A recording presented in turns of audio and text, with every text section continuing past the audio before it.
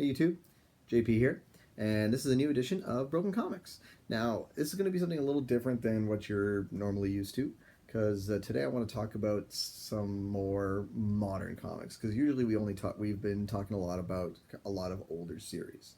So today I want to talk about some kind of more up-to-date comics, what's coming out, and where some of these characters are going.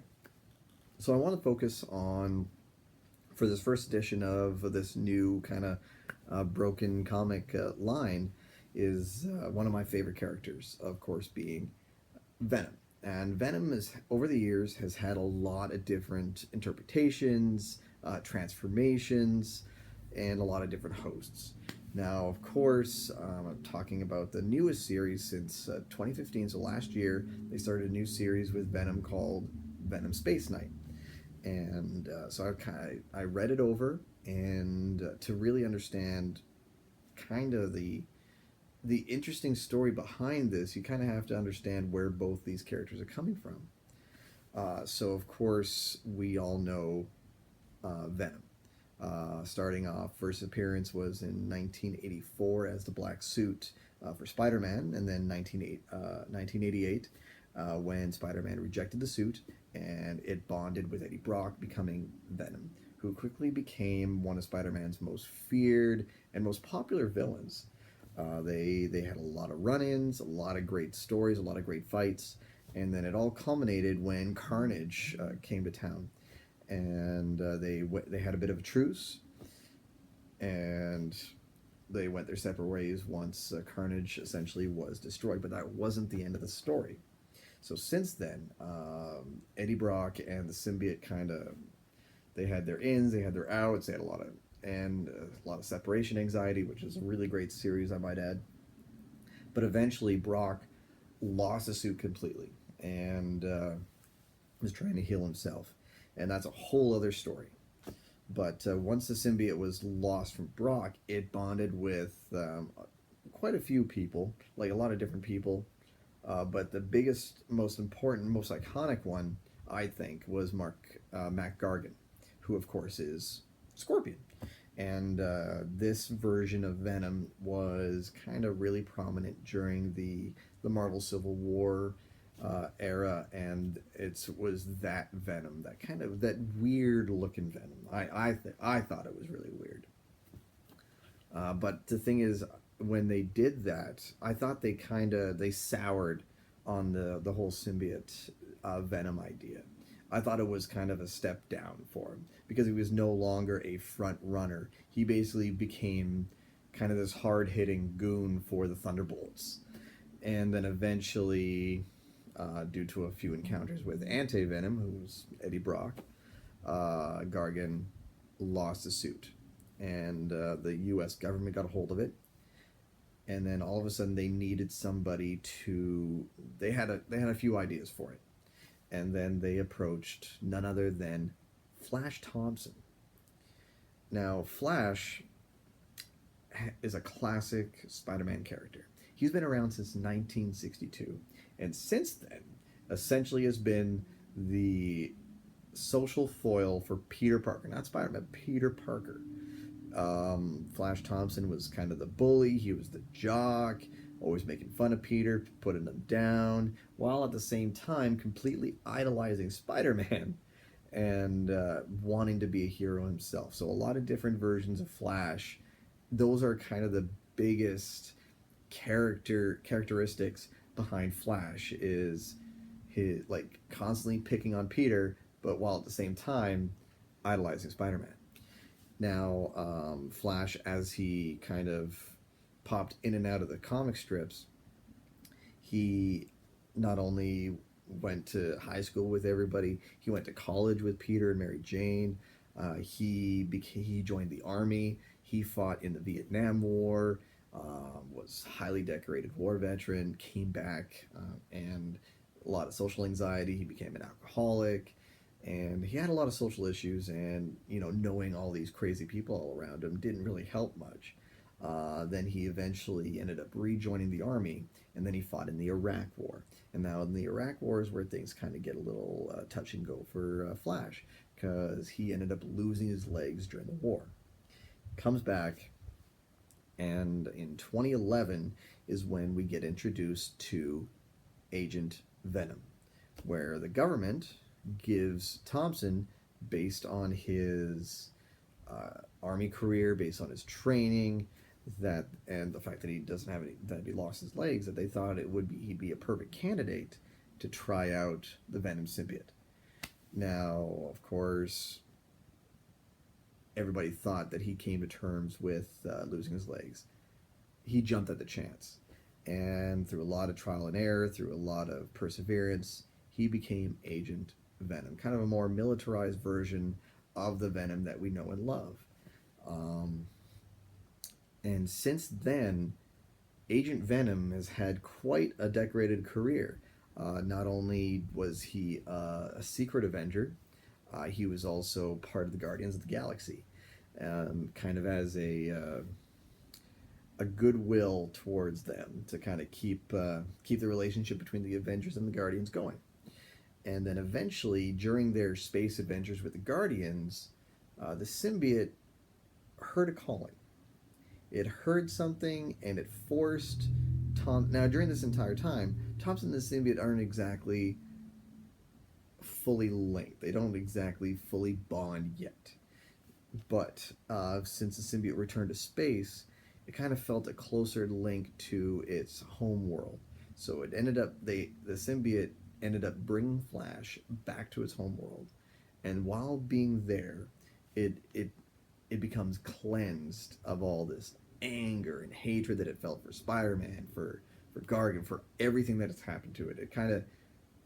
It all washed away, and because of that, Thompson and the symbiote, or the actual name of the race is Clintar, they become a much stronger bonded character. And all of a sudden, Thompson and the symbiote start hearing more and more voices. And so eventually, Agent Venom splits off from the Guardians and starts going off on his own space adventures, which leads us into 2015, Venom Space Knight.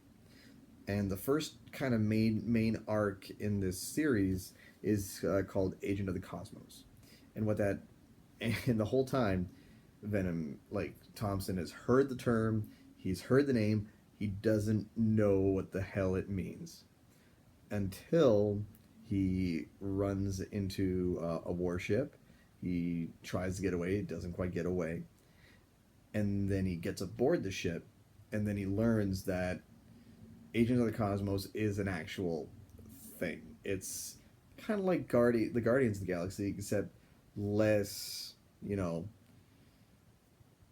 criminal base kind of pseudo Robin Hood kind of thing.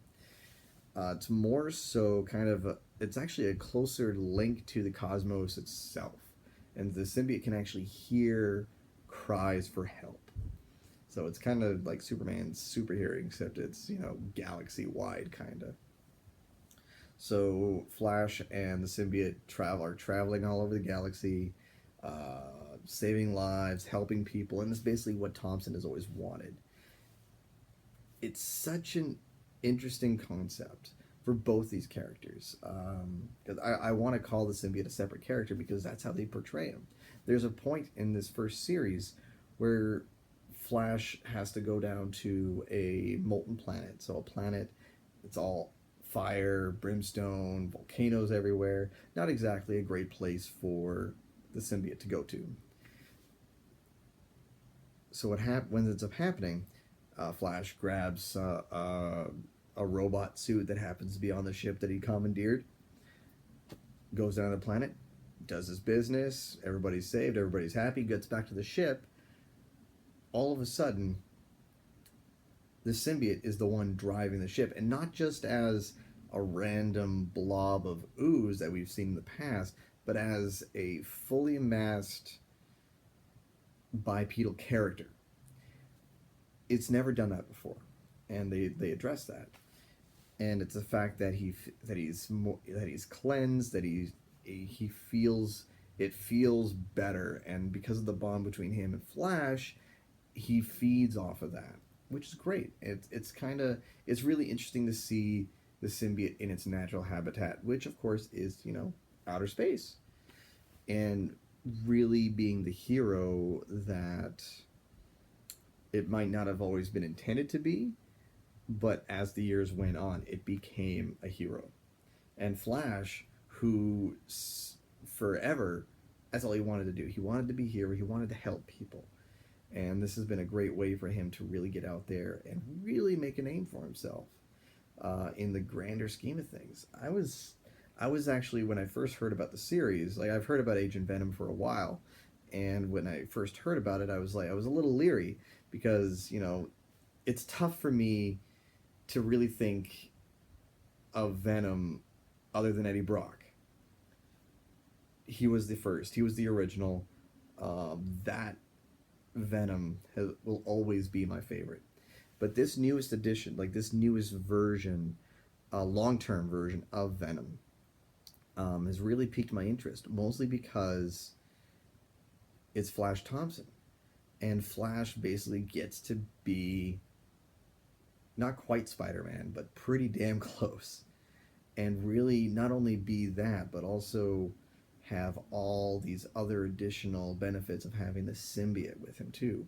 He no longer has to worry about his legs because the symbiote takes care of his the fact that he doesn't have any legs anymore. This symbiote just really makes him kind of much bigger character than I think he's ever been. And it's really interesting to see him really grow as an individual.